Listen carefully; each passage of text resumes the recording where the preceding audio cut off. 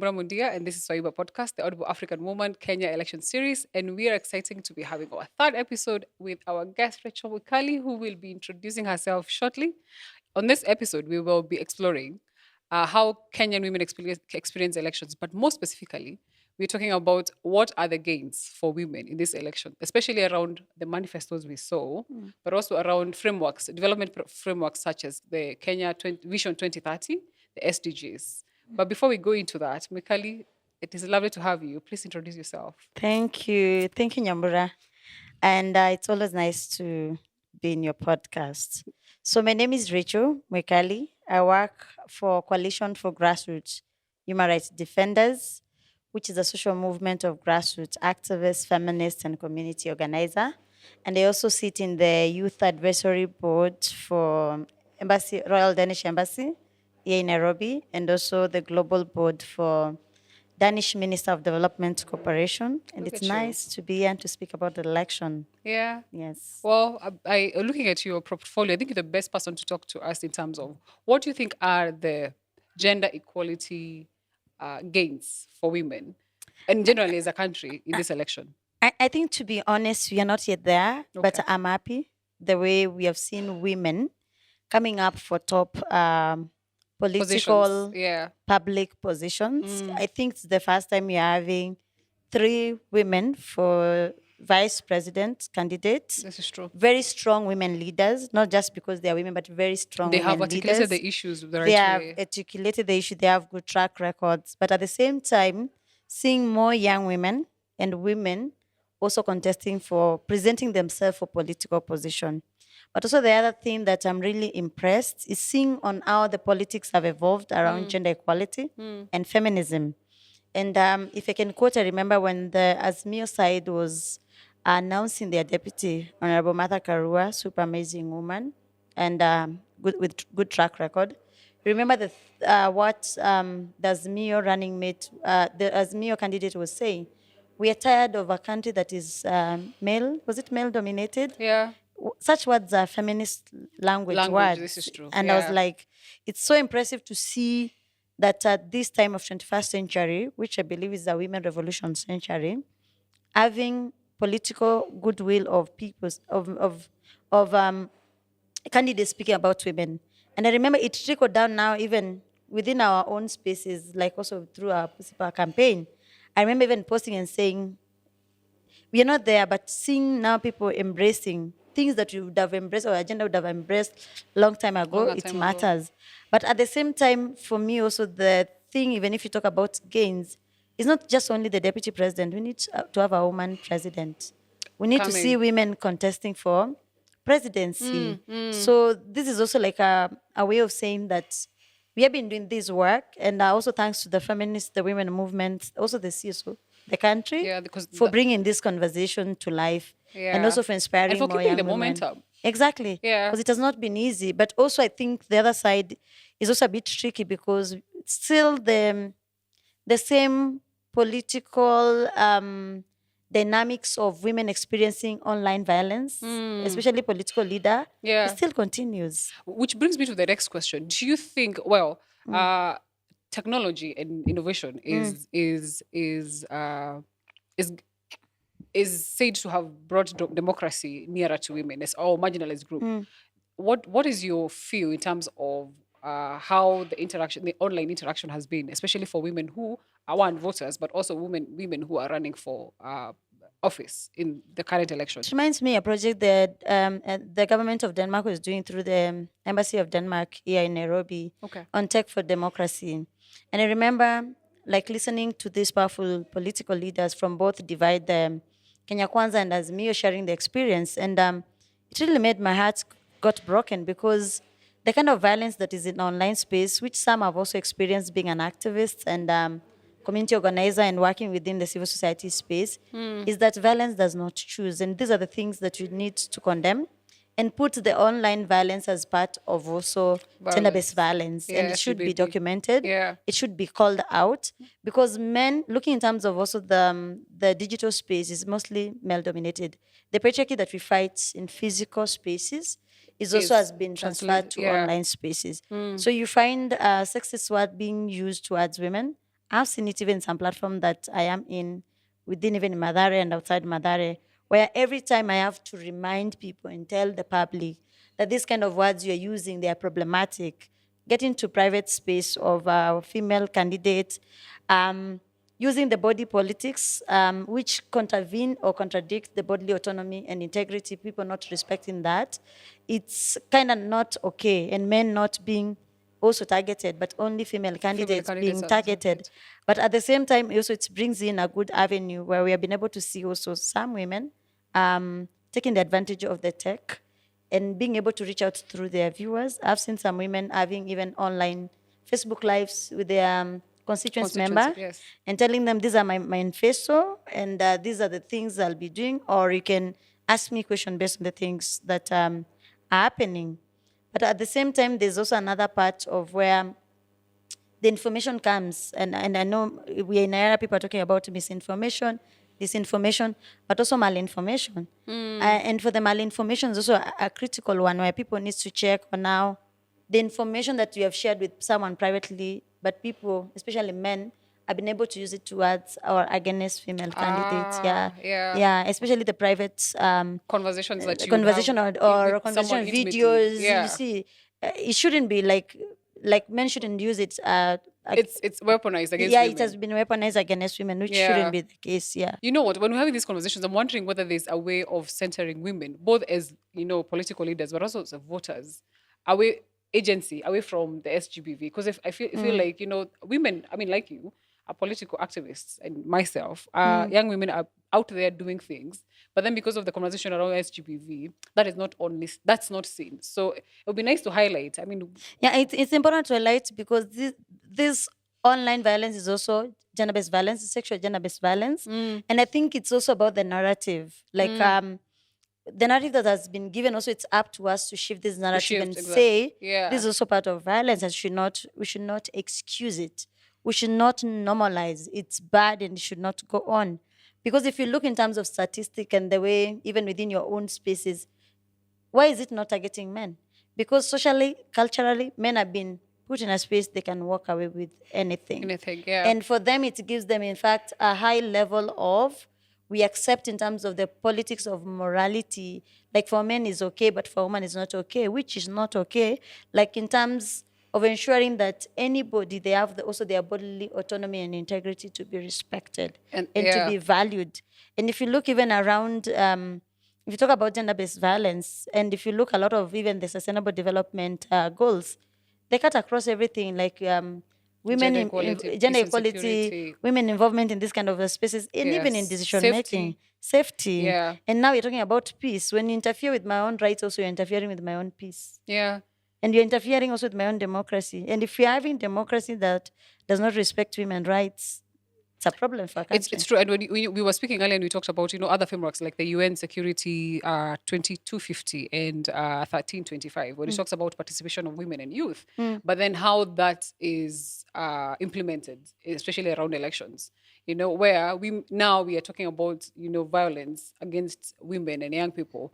Well, we should be talking about, what are their contributions around democratic processes. So I feel like, as you said, we should change the narrative so that we can actually see the agency of women and young people around, democratic processes, other than seeing them as victims. Exactly. Yeah. And I think now you're bringing a very important point, and also being a human rights defender around democracy and processes.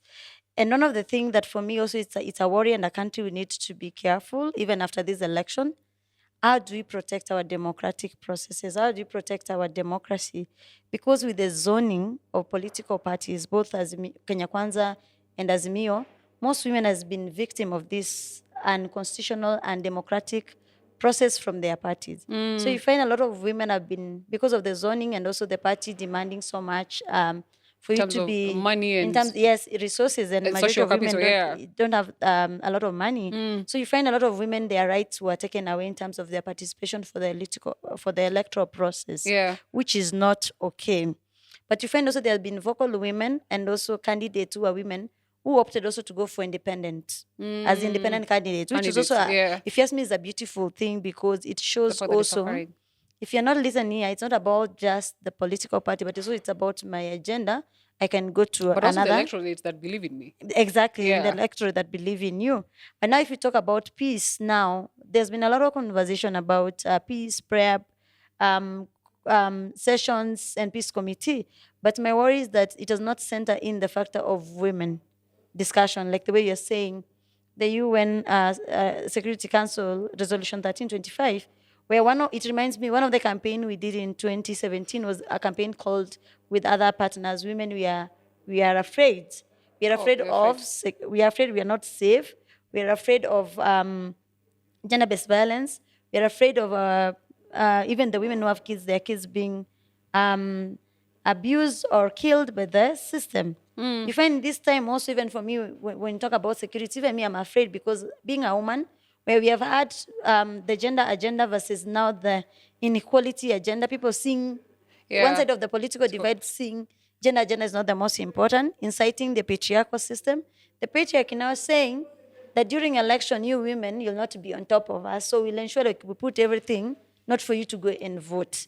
So Oh, it puts women in a wow. very, it puts us in a very precarious situation. Explicit, Because yeah. I want to go and vote, but now if I'm not assured my security, I'll not participate in my democratic So that process. deters. But one of the things that we've been doing is to encourage women that we are here together in solidarity. Let's get out of us as many as we are. It doesn't matter which party you are, go and vote, exercise your democratic process. But one of the things and discussion we have been pushing also with the National Police Service is during election, there's deployment of police in community for security reason. But police should follow the rule of the law and have a feminist lens or a gender equality lens of ensuring also they deploy police women that are able to relate with women, that are able to relate with us if anything happens. You know, with the election, things happen in such a way we don't I feel mean, we safe. saw what happened with during COVID. Even COVID, There was such a secularized, militarist way of exactly. dealing with curfew. Let's learn from COVID. If anything happens, we're able to protect women and girls and also gender non-conforming people, but also Yeah. ensure that women issues are put as part of essential services. Because we never know. They might say there's curfew, and then curfew. how will you deal with it? But also, I wanted to acknowledge that some of the steps that we have put in place as Coalition for Grassroots Human Rights Defender with a working group we are part of called Nairobi Working Group on humanitarian crisis, but with a feminist perspective around GBV, is that we have partnered with 5 safe houses. Oh, this is good. And for these safe houses, we are going to we are in the process of subgranting them to be able, in Excellent. case we have cases of GBV, both even for refugees, gender non-conforming people, and women and girls, they're able to take in the cases.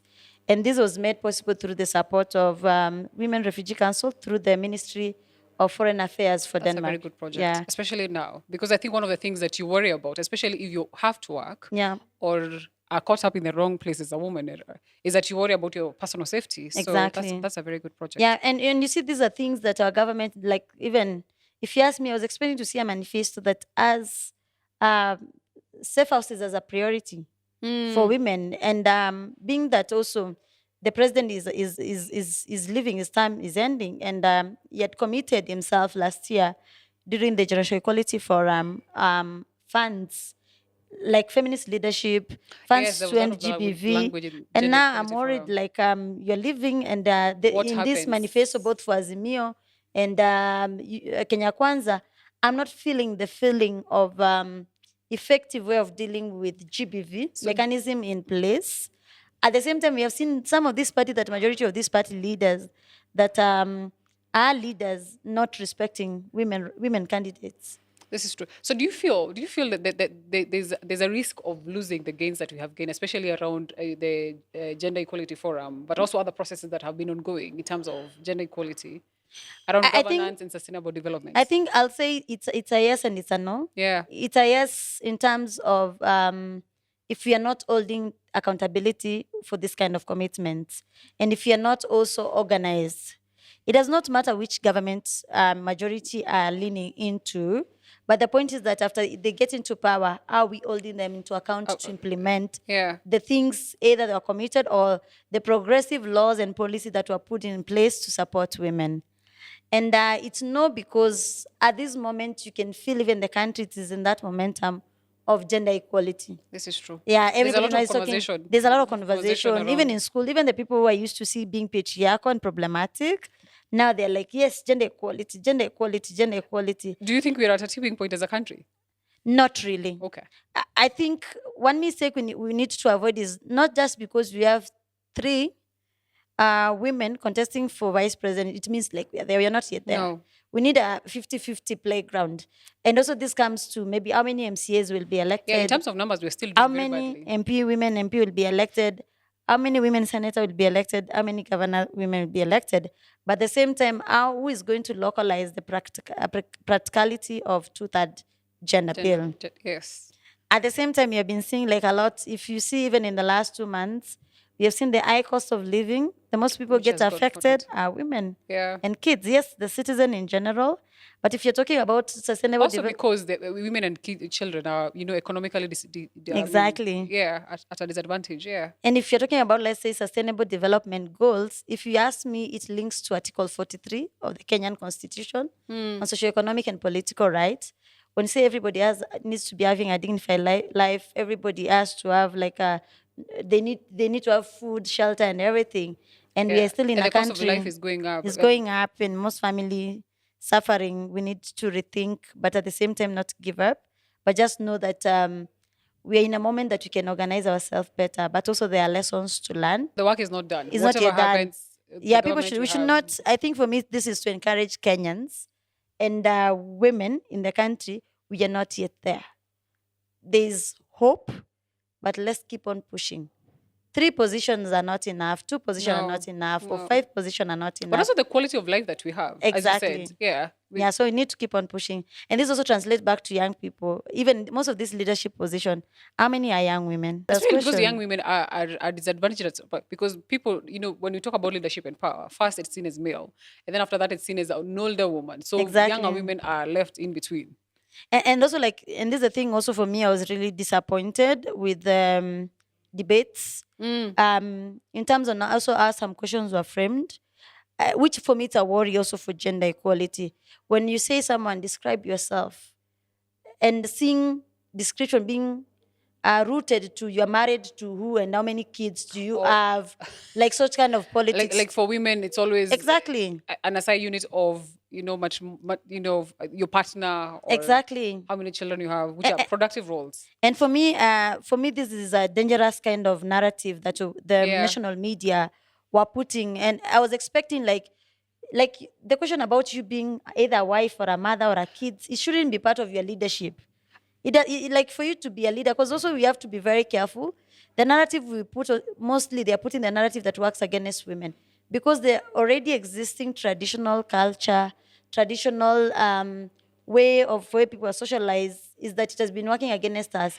And now if you're putting it to a political, public leadership position, it means you're telling us women, your time is not yet ready. But it's also how they know the conversation, even now that we have the 3 women candidates running for vice president positions. It's also the language that has changed in terms of description of a woman. Even when they talk about water, they're talking about water because women are mothers, and I feel like which is very dangerous. That narrative is quite dangerous. Yeah. Because me, I was not happy with that question. Yeah, I hear you. It means like me, Mwikali, who I'm not married or I don't have kids, I can't be a leader. But it's also making sure that I am women a leader. Exactly.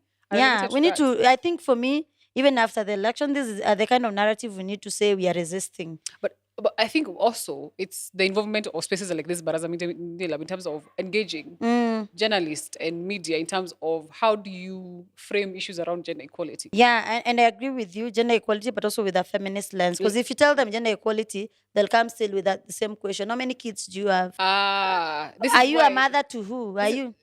This is why, and you know what? We need to make a difference between what makes the feminist lens different from gender equality.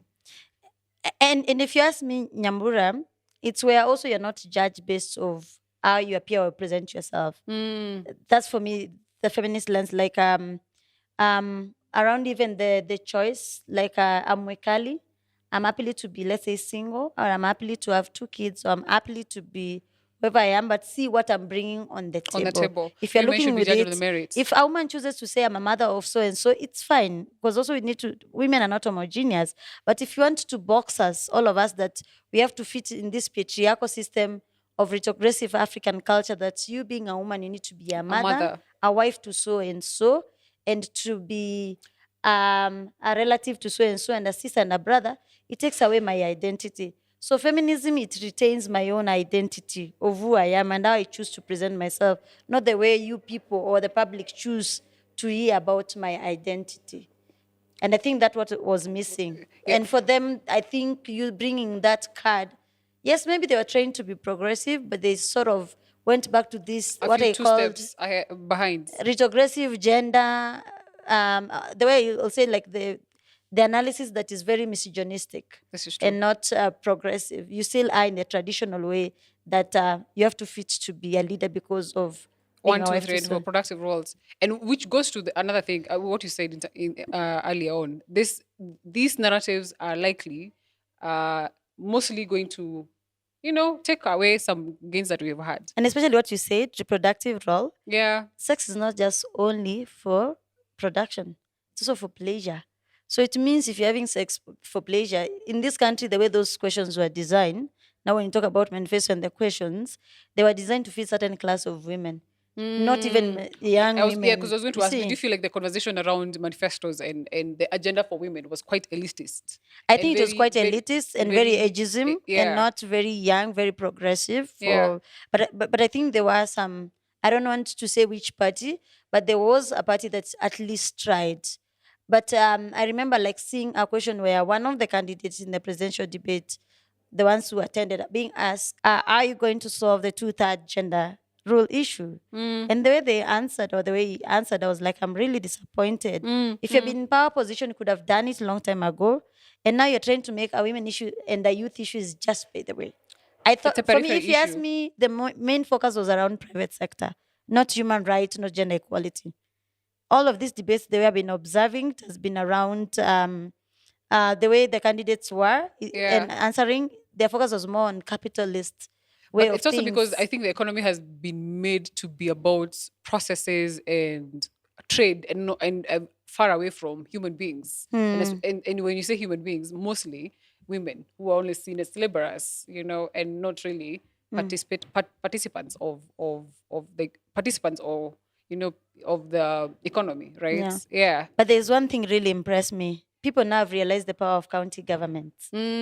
Yeah, people have really understand where the power lies is in the county government. So there's a lot of competition in the county government political seats, a lot of questions, a lot of our work, public, but also our worry. And my worry is the people have been given the tickets. Yeah. Are they suited to be leaders of integrity, progressive leaders, and also with the ideologies? And my worry is that we have to rethink. Let us not see or say we are monitoring violence in the rank of national politics. Let's focus in the county politics. That's why also for me, before also the election, closest to social norms. exactly, Yeah. before elections, that's where for me, if you ask me, we need to map and preach peace a lot and bring community together for dialogue and even these political aspirants to engage them to know why it's important for having a human rights lens, having a agenda lens, and a community interest at heart. There's life after election. This is true. And people also should not like start hating each other because of election or profile people. Because I feel as a woman, when you ask if I'm safe from a majority, even from our conversation we have had, even as Coalition for Grassroots Human Rights Defenders, majority of us women are not safe, even young women. Yeah, I was going to ask, do you feel safe? Do No, other women I in don't the- feel safe. And the meetings we have had, even with young women, community women, they don't feel safe. We feel targeted. And that's why it's important even for the country to ensure there's security to protect women. There's a police women are able to protect their fellow police women. There's a responsibility of a country to protect women. It doesn't matter which political divide you are in, but ensuring that you're able to exercise, the way I said, your political responsibility by casting your vote. But also we have had cases in our office being reported of men taking women's ID for them What do not you to mean? vote. Men taking Like taking the ID cards and telling them, if you're not going to vote the person I want, which majority are men, I'm not going to give you your ID to go and vote. For me also, that's violence. And also it has been a struggle making What do The you mean? authority understand these are the kind of emerging challenges and oppression and violence that many people are not talking about it. This episode leaves a lot because if in this day and age, a man will take an ID to make sure that the wife or a woman that they're related to does not vote. Yeah, We have not even tackled the nip of the issues, yeah. right? So I am understanding that we are running short of time, but Mikali, I think your last words, what would you tell us, especially for young women who are Me, rising up to votes? for me, personal is political. Please, Kenya, now we're in the right time of electing leaders. We have a position to elect also feminist leaders, even if there are not many in political spaces, but it's the right time of pushing the gender agenda. Feminist leaders to take up political public position leadership and also other leadership, but also ensure we're able to vote peacefully and protect each other, support each other, and not get into violence. But at the same time, ensuring that we are able to live life where also after election there's accountability and holding the leaders accountable. Well, Mikali has said it, and we are so glad to have you 2 times Thank you. on this podcast. Invite me more and more. We will, because every time I have a conversation with you, we want more. Well, we have had a very good conversation with Mikali. And one of the things that is clear is that Kenyan women as voters, but also as leaders, have come a long way politically. We could lose the gains, but we could also maintain them by holding the upcoming government accountable. So we stay here for more conversations around how women experience elections. This is the Audible African Woman Kenya election series. And please subscribe, share, and like. Asante sana. Mikali, Asante we'll sana. be seeing you soon. Women, viva, viva, vote, women, vote. Women need to go and vote. We'll wake up early to go and vote. We will look up too early. You have no idea. Yeah. And mobilize. Yes. And Yes. be in every social media Yes. and media houses Yeah. to ensure this is happening.